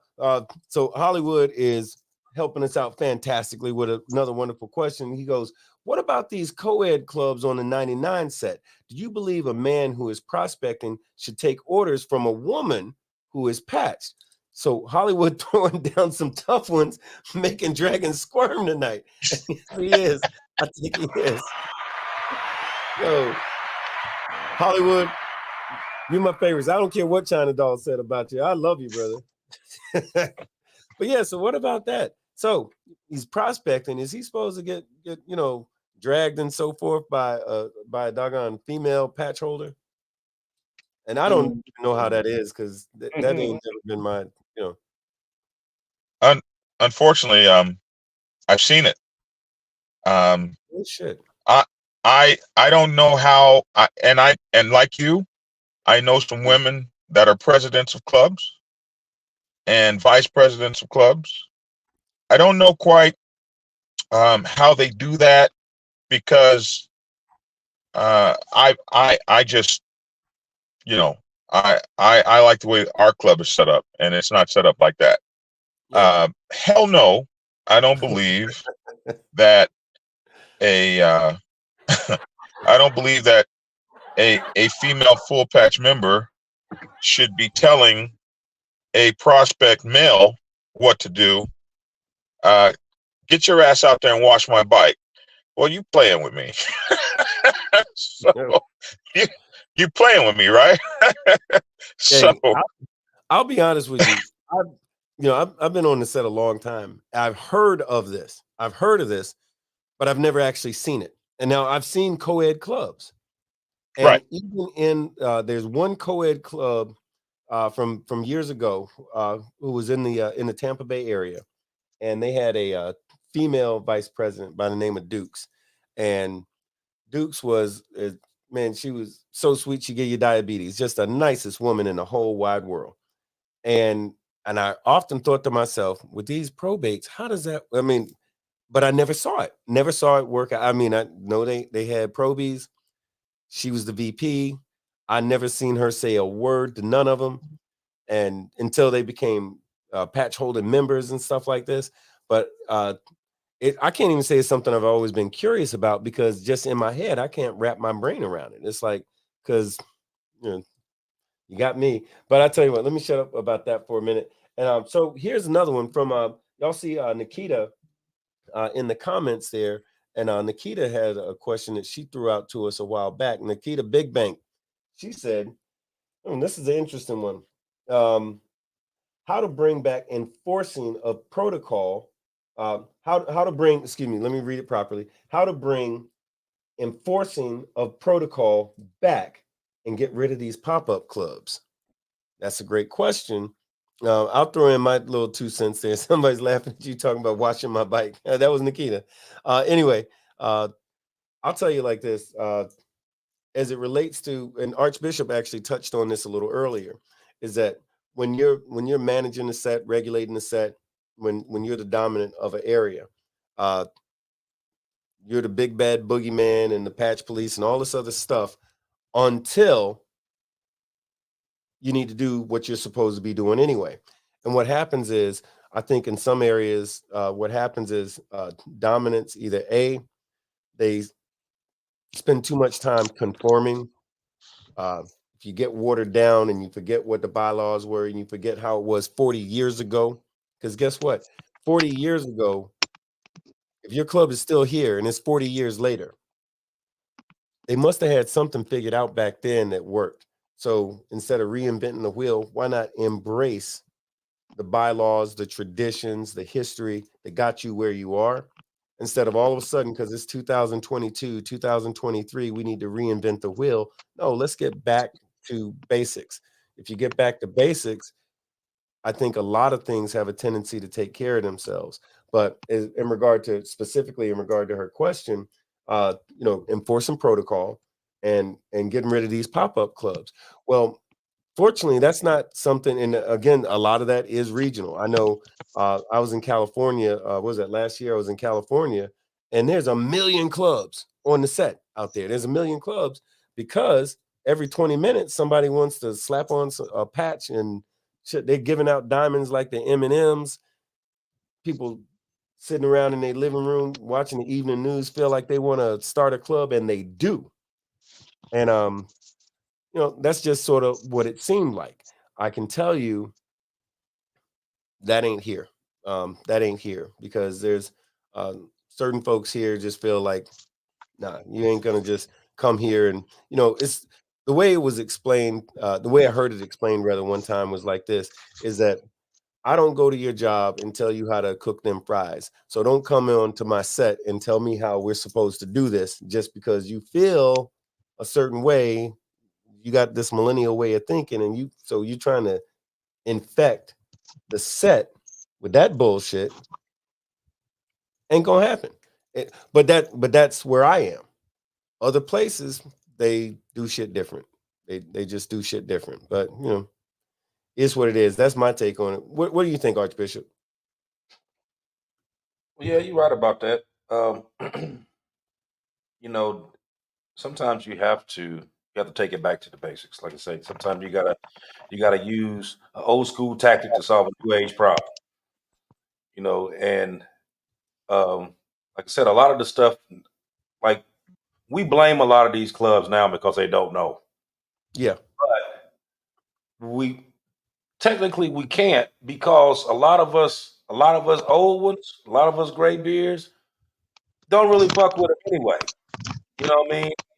And usually a lot of these clubs that we're talking about are all new people that ain't never been on the MC set at all, that don't know shit, and they just making their way as they go. You know what I mean? Sure, and sure. like they may get a smack on the wrist here and there, and one of them may get knocked on their ass here and there, and then they learn something, and then they try to conform at that point. But when they first started doing it, they didn't want to listen to nobody, because they were dead set on having this patch and being in this club or starting this club. And you know what I mean? And then too, you got a lot of these clubs now that don't properly vet these people. They just give them rags. They don't make them proby. They just give them shit because they want to look big. They'd rather have numbers than actual quality in the members that you have. Hey, let me throw this out there real quick. Like Mike Ball, as you were saying that, Mike Ball just chimed in and said 350 clubs in the Southern California COC, and they've all been voted on. Right. That's what I was talking about. I was thinking LA when I was, I don't know if I said it or not, but when I was saying earlier, that was California. I'm like, what in the holy fuck? And you could see a bunch of these cats, everybody had on rags, right? Everybody had on rags, and you could tell half these cats didn't know what the fuck they was doing or where they was or whatever. All they had was some rags and a motorcycle in most cases, and they was there. Mm-hmm. After now, that, who knows? Like I'll tell you this. Now, like in Ohio, for instance, there was one particular town, Dayton. Shout out to Dayton, Ohio. Right on. At one point, they had 56 clubs in that city. Right? Dayton's now, not that big. Yeah, in that city. All of them had been voted on. They had all been voted on. They were all in the actual coalition. Now, if you started a club, you just started a club or whatever, and you did not get voted on through the coalition, it was like an instant blackball. Like nobody fuck with you. Right. At all. Nobody fuck with you. You wasn't, but the thing was though, you wasn't having no party nowhere because you had to rent a hall and all that other stuff. And the first thing that them people at the halls ask you, are you in the coalition? And then they call it to ask, is this club in the coalition? They say no. Oh no, we can't give it to you. You know what I mean? Because like people knew that if you wasn't legit, you wasn't surviving there. You know what I mean? And they would kick your ass out. Like basically they would just blackball the shit out of you. You would be gone. You didn't have to worry about an outlaw club coming in and regulate because they were regulating within their city. You know what I mean? Keeping everybody where they were supposed to be. Now, were they still getting by with some of the clubs that had 3-4 bikes? Yeah, they were. But keeping the overall traditions and the do's and don'ts, and then even when they did decide to bring a club in, that club had to be around for like a year before they was even voted on, because they wanted to make sure that that they were going to be what they said they were from day one. You know what I mean? So they ran them through the paces. You wasn't wearing no rags, you wasn't wearing no t-shirts, no shit. You just show up and somebody knew who you were and they just watching you for a whole damn year. And then they decided whether or not they were going to bring you in or not. And that even wasn't a guarantee. You know what I mean? And that wasn't even for no pop-up clubs either. They was doing it for older clubs.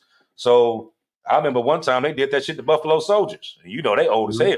Yeah. They've been around since dirt. You gonna hang around here for a year, but you ain't rocking here. You know what I mean? But they held everybody accountable. You know what I mean? That's what, and I guess in regard to one of the earlier questions, that's one of the biggest things is that accountability is, if you don't want 350 damn, clubs of all varieties. And Mike Ball said something real good. He says a lot of stuff real good, but he said that everybody was a pop-up club at one point. I wouldn't necessarily say pop-up club per se, but every club was a new club at some point.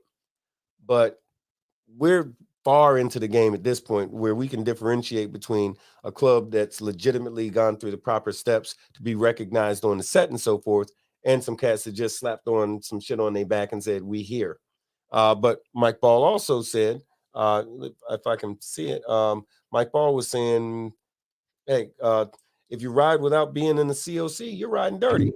And a lot of us feel that way. If your dominant gives you a blessing, if you're recognized by your dominant and you're not in the COC because you aren't qualified to join the COC, well, that's one thing. Your goal should be at some point to work your way and to have your club established well enough to where you can become a part of the COC. But if that's not in your list of your to-do list or whatever, then you're fucking up already, because how are you going to be a proper entity on the set without doing what the set requires? Now, Nikita asked a question, which I think was answered already. But Archbishop, you got that new button that you got? Because we might need it in a second.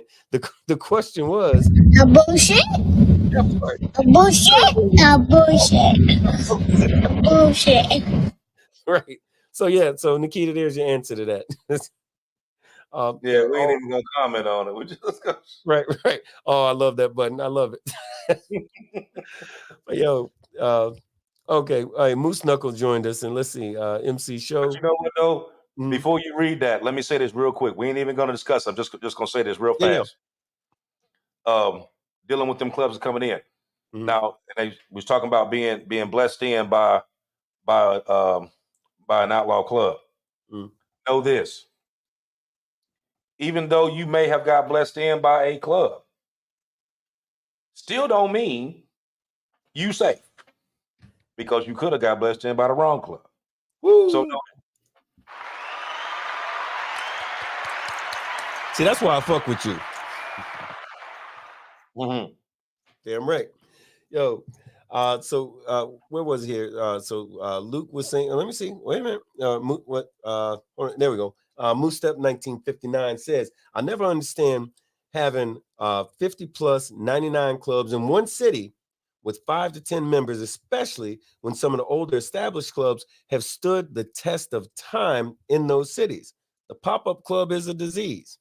So, hey, I feel you with that. One of my speeches that I got sick of saying all the time is, what's wrong with, because back in the day I was the council, I was the chairman for one of the 99 this back in the day before I had the gray, but I was a chairman for a local council, and folks used to come and they come to the clubhouse and we talk, and they say, oh, well, we want to be the Rasmussen Riders and yada yada yada.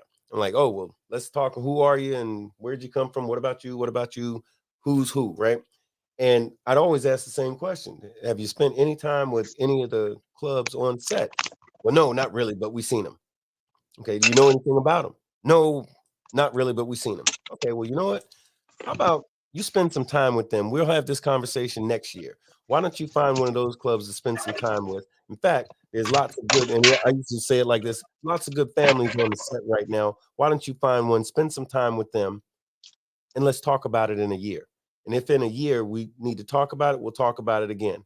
And the goal was to give them on day one the opportunity to find out what this biker shit is all about before you just want to make a club just because you thought a club was cool and you don't know shit about it. And it was amazing. Half of the folks would be like, nah, fuck it, this ain't for me. The other half would join one of those other clubs. And that was just the way it was, you know. And or the other line was, hey, guess what? City's closed. City's closed. Nah, no new clubs. Find one that you like. Find one you like and join that. That's how you keep from having 5099 clubs with 5 minutes. You put a freeze in the coalition, and you accept no new clubs. And any club that had less than 5, their club was shut down, and they had to go to an existing club that was already there. That's how you. It's called a purge. You purge the clubs. Oh yeah. And so we got more questions, and we ain't gonna take forever because we've been at that for a little bit now. I'll throw out the last few. These are all easy. We'll call this the speed round. Bolo said, how do you guys feel about military or veteran clubs that cannot be a part of the COC due to organizational bylaws? I'll take that one because, so here's the thing. Now, that's not true. Military and veteran clubs can definitely become a part of the COC. Now, if in a certain state there's bylaws that preclude them, which I can't imagine that exclude them rather, I can't imagine what that would be. But I know, as being I'm the chairman for my COC here in the middle part of Florida, but I'm also the regional for Region 6 in income. And I can tell you there are a ton of military and veteran clubs in the COC. Now, there are some occasions where a specific club might have bylaws that will not allow them to join the COC. Specifically, if they got cops in the club, they can forget about joining the COC. If I don't know if that's what you're referring to or not, but if you're a cop clubs aren't actually real clubs, in my opinion, anyway. You know what I mean? They get down how they get down, but you ain't gonna come to the majority of the clubhouses. I don't give a fuck what city you're in. You ain't gonna come to the clubhouse and it's open house and you see 40 clubs there. You ain't gonna see the cop club there because they're not on the set like that. They do their stuff. amongst themselves. You'll see them at Harley or at Daytona or some of this stuff where, you know, this cop friendly, you know, everybody can go to it type of stuff, but you ain't going to see them going to the clubhouse with somebody with some jewelry on. It's just not a thing. But that's a good question. Speaking of bike week, so here you go. The two-part question was bike week then and now. And I assume that this is Bob, aka OG, who is the president of the Pasco County chapter of ABATE and the owner of Let's Ride Gear and Apparel and the Let's Ride Service Center.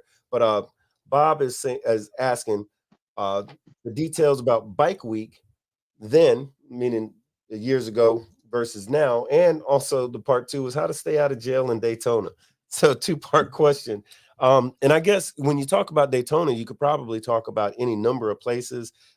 There's Daytona, there's Sturgis, there's you know, we have all kinds of bike events in Florida as y'all do up in Georgia. But what, if anything, have you seen Black Dragon changes to some of these major bike events from back in the day till now? What have I seen as changes? Yeah. You know, I think they've become a lot more commercial. Way too much more commercial. It used to be, yeah, you could get a booth and sell something, some hot dogs or something. Might bring some T-shirts and sell them or something. Now you got to have $1 million worth of insurance, and they want $700 for a booth for a week and $500 for your RV spot. Like,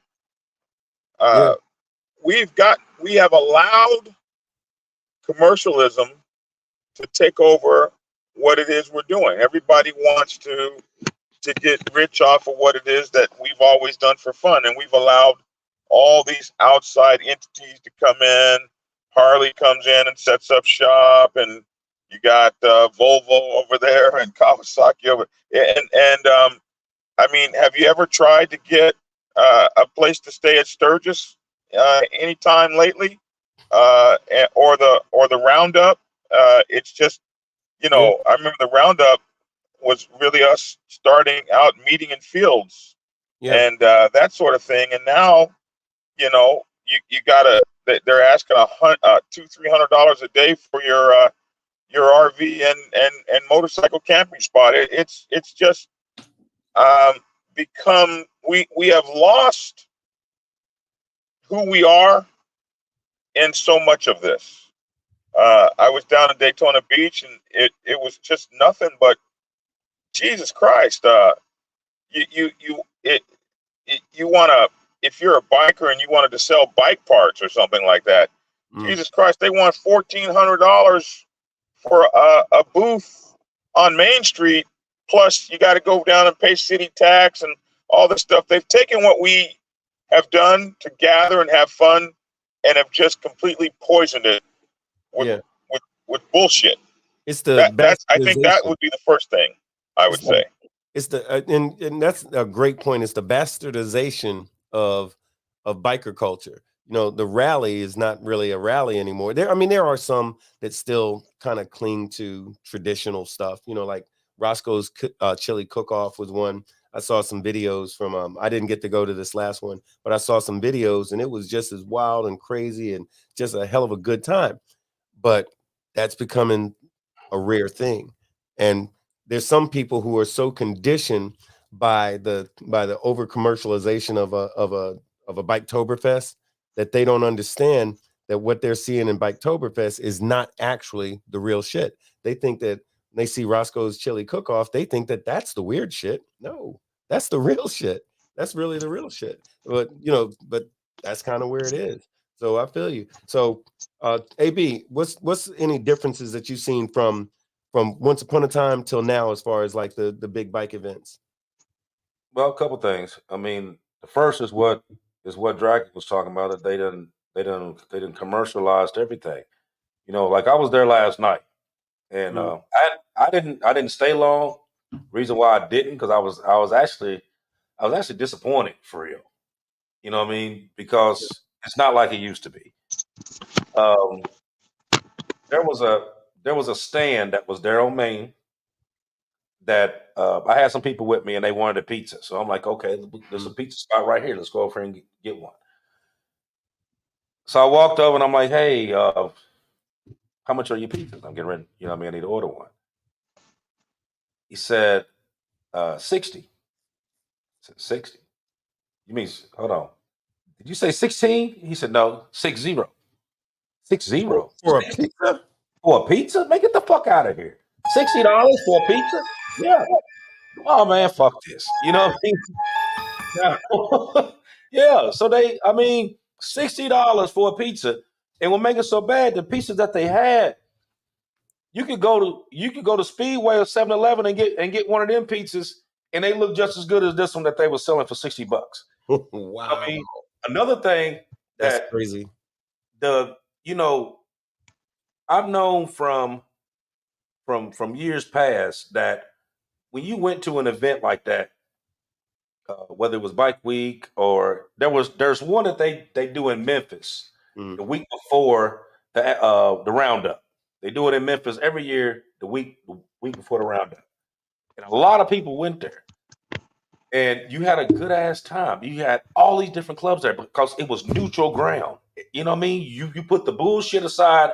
Everybody camped out. They had their own little spots they camped out at. Everybody just had a good ass time. Yeah. You know what I mean? There was no bullshit. It wasn't no fights. It wasn't none of that. Now, last night, it was a big ass fight that went on out there. You know what I mean? Now, I can't tell you who all was in it, but I know that motherfucker was big. You know? Right. and they was fighting their ass off like 3 blocks down from where I was at. And you just seen police coming from everywhere, just zipping. I mean, like they were running to the spot because they was banging out over there. Because before it used to be, I mean, like even with Sturgis, like I went there one time, and I went there back when we couldn't go to Sturgis, but I went to Sturgis. Right, we was talking about that. Yeah. Yes, and then I went to this one called Easy Rider in Ohio.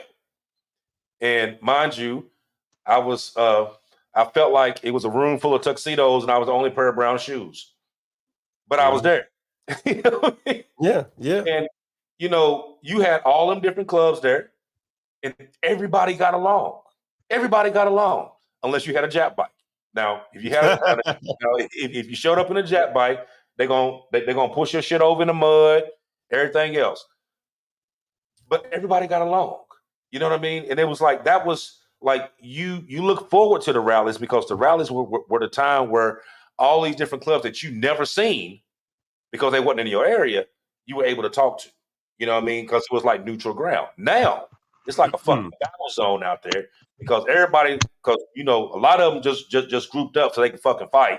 Right. Number one, you know what I mean? And they group up and fight because they won't fight straight up. So they gotta wait till they get everybody there. And then now you battered and fucking now you tougher than fucking nails all of a sudden because you got 50 motherfuckers with you. You know what I mean? But you go there to want to fight.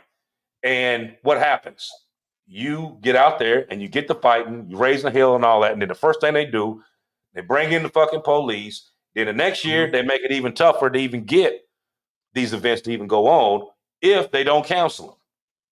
You know what I mean? And while you at it, the black club. So like, don't get me started on South Carolina. There's I mentioned it before. They got a video or a documentary on Netflix called Black Beach, White Beach, where when the Harley Bike Week is the week before, if I'm saying it properly, the week before Black Bike Week. And because once upon a time, if you was black, you weren't allowed to go to Myrtle Beach. You had to go to Atlantic Beach. But then for some strange reason, all these black folks was going to Atlantic Bike Week, and the white folks say, "Oh Lord, we're missing out on money. Let's get some of that money." And then they bring them over, saying, "Hey, y'all can come now to Myrtle Beach, only to be treated like garbage." They got a whole thing where you got to go around in a circle. You better not go past that checkpoint more than once within a certain period of time, because otherwise you're going to be ticketed. You'll go to jail. Police are out in mass force, right? But a week before that, when it's Harley Davidson Bike Week, it's peace, love, and all the above. Barely any police, and the prices are decent and everything else. But when them Negroes are coming, oh, we gotta, put the screws to them. And the thing that kills me is the black folks who've been going to Atlantic Bike Week. When us, I always start to say the N-word, when so-and-so's couldn't go to the other place, now all of a sudden you want to take all your money and your loyalty and give it to these folks who treat you like garbage.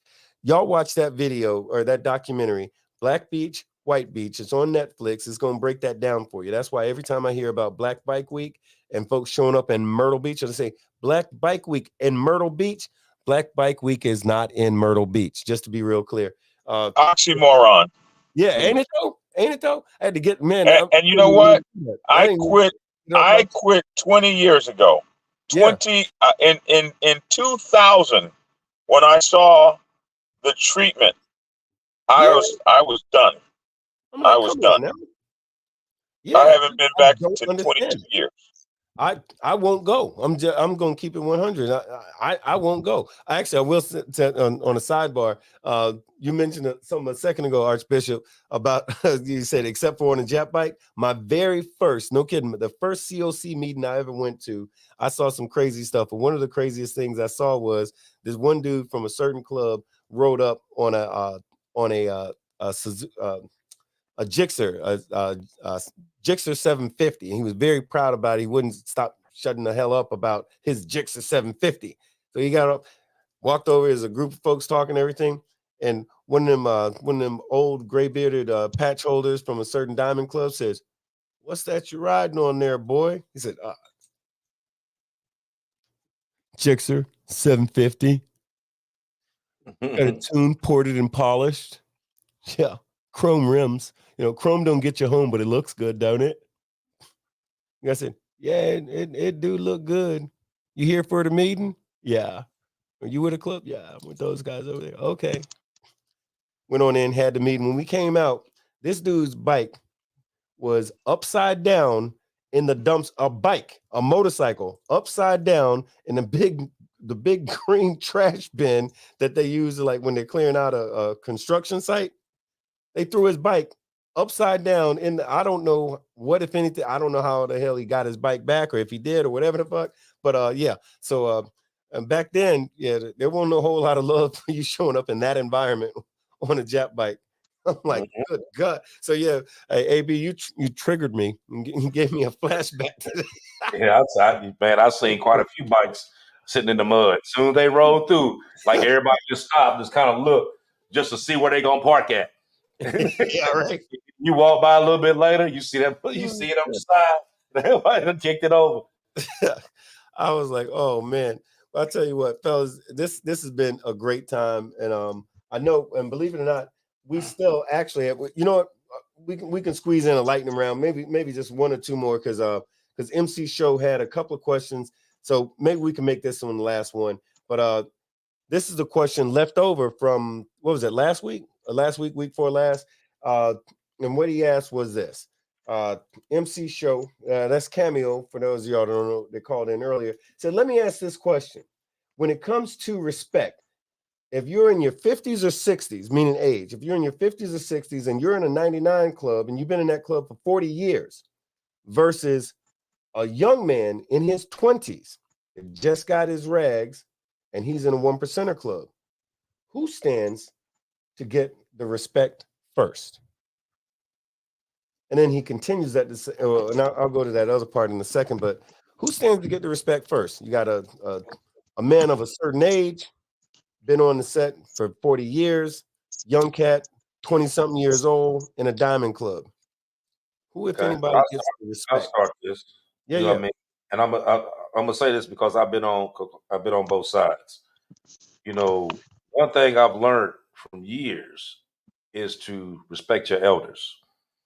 So whether I was in a 1% club or not, I would always show proper respect to the ones that was here before me. You know what I mean? It didn't, because you got to think about it like this. Just because somebody wear a diamond, don't make them a 1%er. Facts. It's a whole nother story we can talk about later on. doesn't make you a 1%er. Now, there's whether you in a bike club or not, whether you in a 1% club or not, there's certain things that you have, such as morals, respect. Okay, respect being first and foremost. If you have no respect, you have nothing.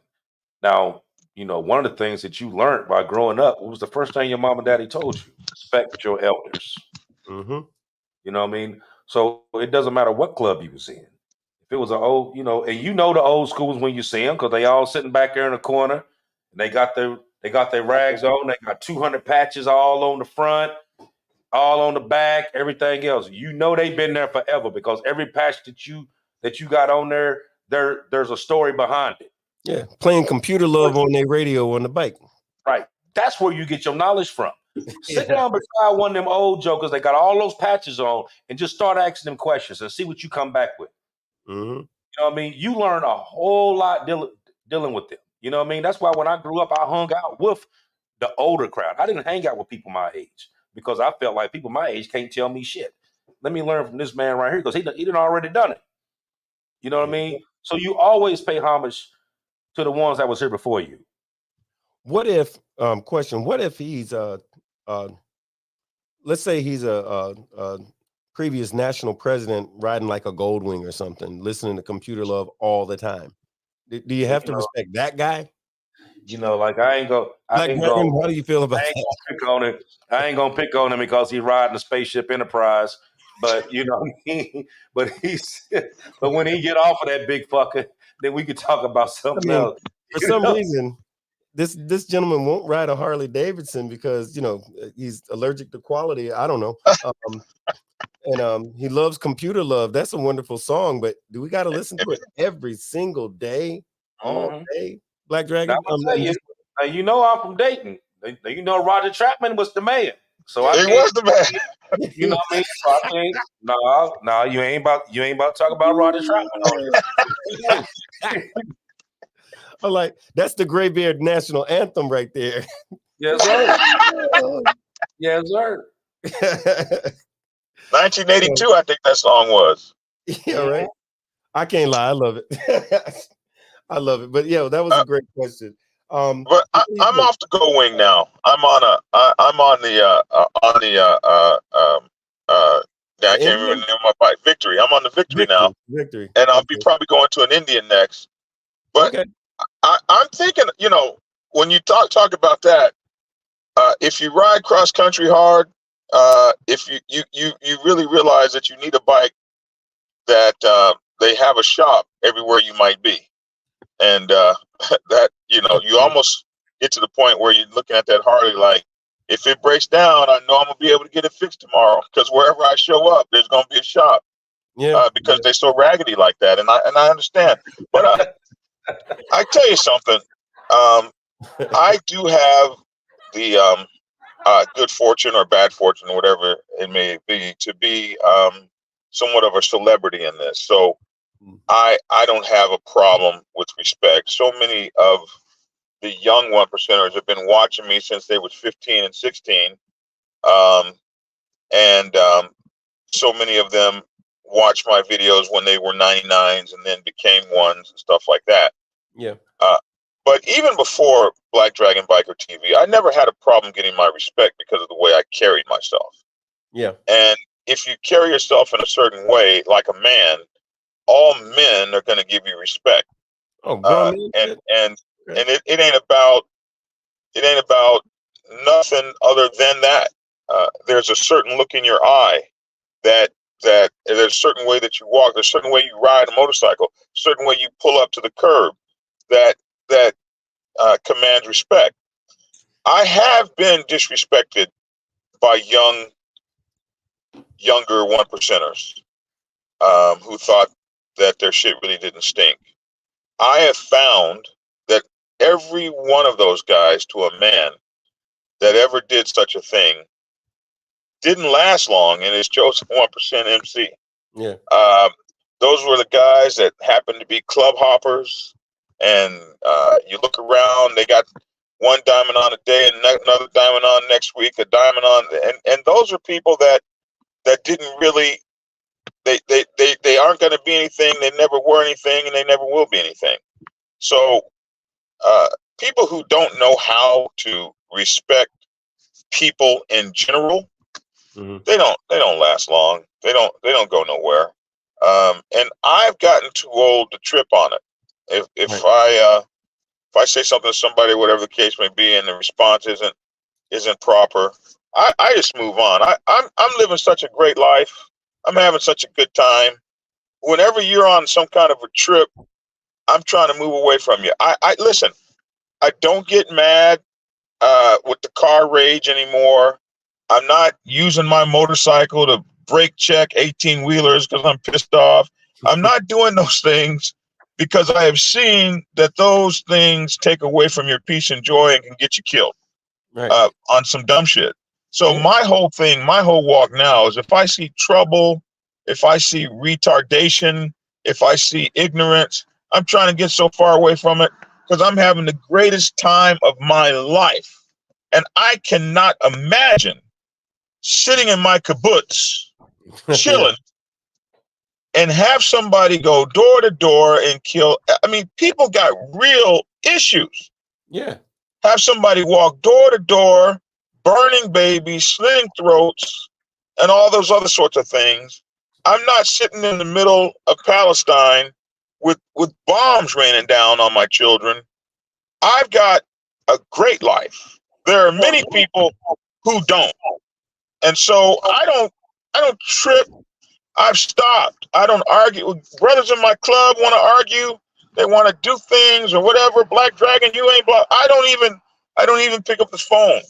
I'm so thankful to God Almighty that I am not going through some of the things that other people are going through in the world, in Sudan, in parts of Africa, in places where people got real live issues.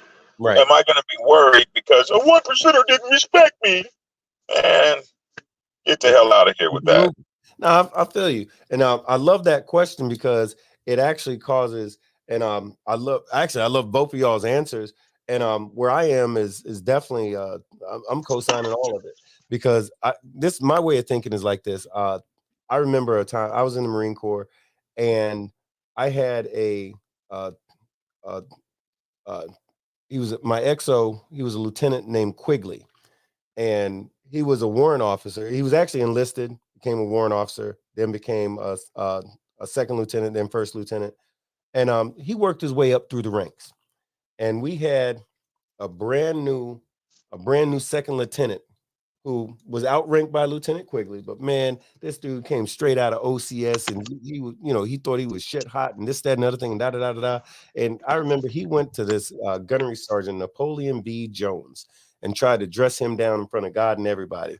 And before Napoleon B. Jones could get discharged from the Marine Corps for breaking his foot off in the second lieutenant's ass, this butter bar, the XO, I mean, like with a quickness, like ran from one side of the formation all the way to the other, broke formation to get in this second lieutenant's face. To this day, I don't know what he said, but the look on his face was like, "Oh shit, I just fucked up." And I watched that staff gunnery sergeant turn and look at him like, "You know you fucked up, right? You know you fucked up, right?" I don't think that dude had another 6 months in the unit, and every day of those 6 months was hell because of that one thing. Because he went to that particular gunnery sergeant who was in Vietnam and a hero and a Purple Heart recipient and a medal, not Medal of Honor, but he had like a Medal of Valor. I mean, the dude had more medals than the law should allow. But the thing was, he thought, I got these butter bars, I'm gonna be anyway. It's the same thing in this thing out here. Archbishop said it best. This is a man's game. This is grown man shit. And guess what? Grown men, at some point or another, if you was raised right, they taught you to have respect for your elders. Your elders are not necessarily in your club. You know what I mean? Because you can get knowledge from a lot of different places if you're smart enough to get it. I'll throw out this one more thing. This related to the bike. Dennis, who's the secretary for the Pasco chapter of ABATE, said, Black Dragon, why does your bike suck? Oh, I'm sorry. No, wrong page. No, he said, have you ever brought up the subject of what bike fits what person better? Maybe their lifestyle or riding habits. For example, Bob, from that same chapter, Bob's Street Glide gives him a better comfort level and allows him to ride longer distances because of his back issues. Just a thought, but what do y'all think about that? What do you think, AB? Hold on, say it again now. What was it? What he's asking is, have we discussed the right bike for the right person, like the fit between that person and the sort of bike that they're on? He mentioned saying that that Bob has his Street Glide and it's a good bike for him the way he's got it set up because he's got a bad back. So my thought is, when I think about that, I think about these cats on sport bikes who are no longer 25, they're 45 now, and they got a mandatory ride to go from South Florida to fucking Alabama, and they're on a Gixxer 750. What they gonna do all weekend? Yeah, gonna be in a hotel all weekend. Hurt. They gonna, I can't speak on street bikes because I never liked them. I never liked them because I don't like being hunched over like that with my ass in the air. It just feels wrong to me. I just don't like them. Right. I like to be able to see, move around and, just ride and just look around, look at the scenery and all that. I ain't trying to be hunched over like that. You know what I mean? Just let the wind blow on the back of my bald ass head. I ain't trying to, because that's why you see I got that little run streak back there in the back. Anyway, but yeah, right. You find a bike that's comfortable. You know what I mean? Like we ride road glides, and I'll never ride another bike other than a road glide because the truth. That's my ride. You know what Dragon I mean? don't know about that though. He don't know about that. I've rode street glides. I've rode ultras. I've rode Dynas. I rode soft tails. All of them. Yeah. I do not like them. You know what I mean? That bike is comfortable for me. I know that bike. I know what it's going to do. I know what it's capable of doing. I know how far I can push it. You know what I mean? I know the ride that I'm going to get when I sit on it. Any one of them. I know that ride. So look, I'm with you on that shit. So if you're going to spend some money, especially if you're going to spend Harley money or Indian money or even the Spaceship Enterprise money, so they have to make sure that it fits you. It's comfortable for you. Right. You know what I mean? Don't try to be cool. Be comfortable. Right. Right on. I'll tell you, I'm a road except you guys have another caveat that must be considered, and that is the caveat that your clubs also require a certain brand, and so you have to find your comfort level within that brand, because that's the existence that you guys have. That's because we love America. We love America. Damn it. Mm-hmm. I mean, not everybody is a communist around here. I'm just saying. But even though the parts are made in China, but even though the parts are made in China and half of them assembled in Mexico.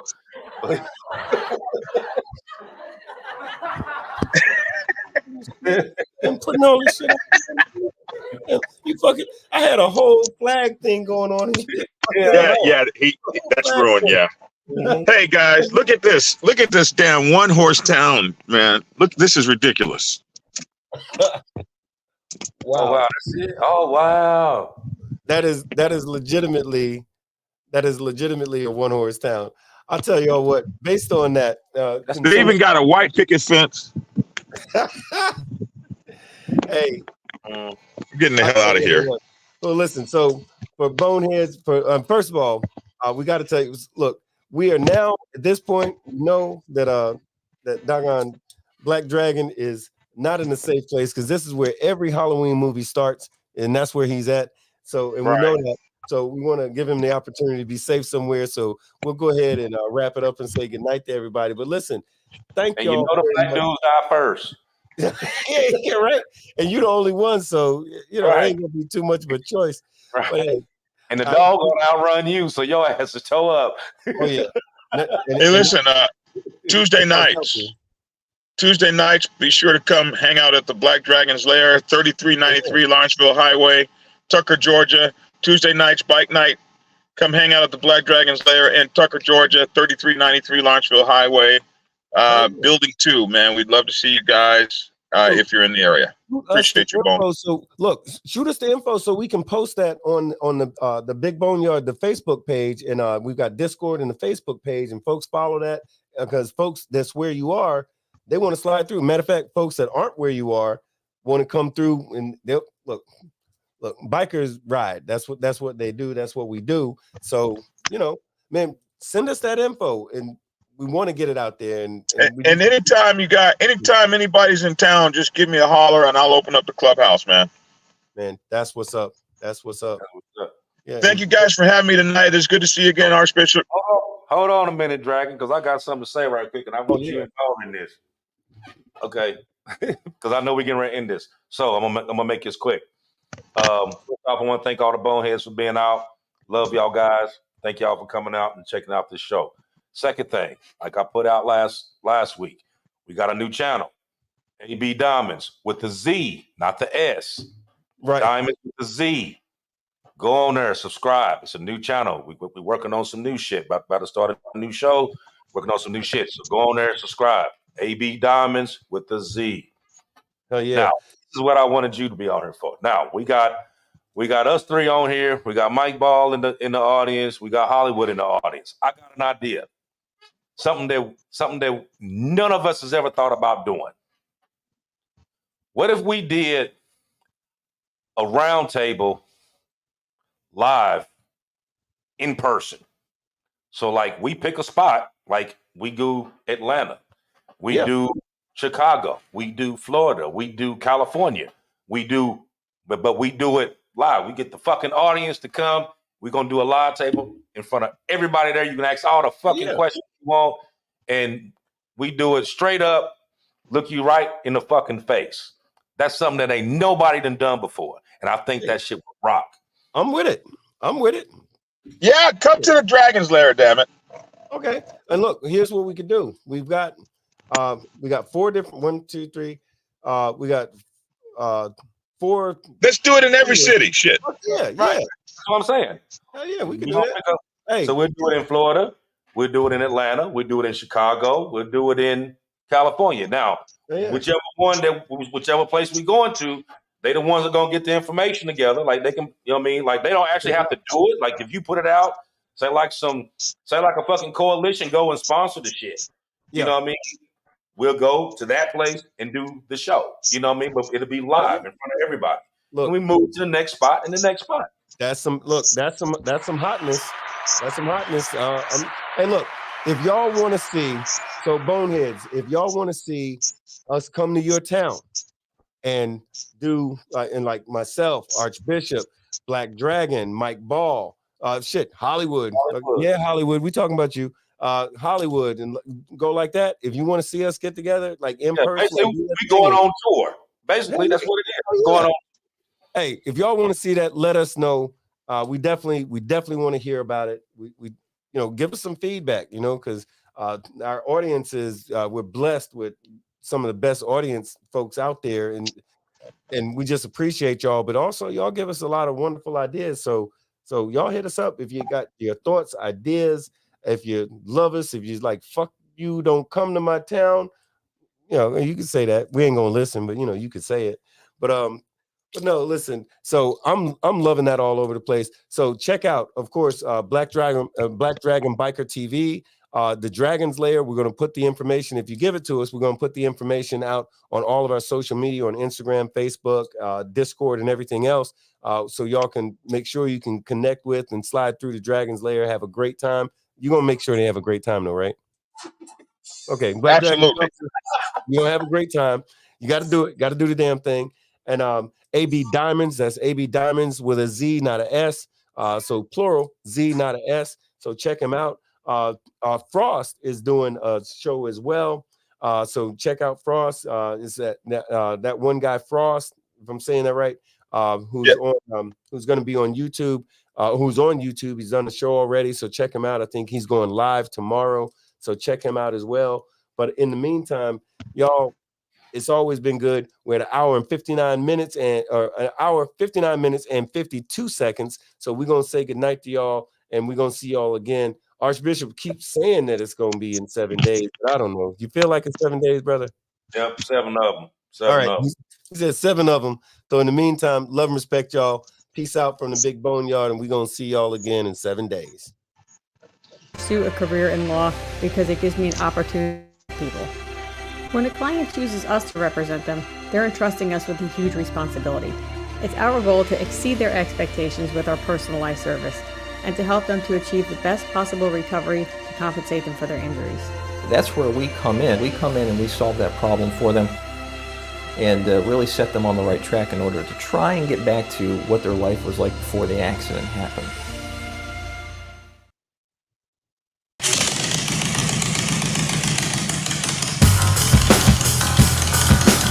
Welcome to the Big Boneyard.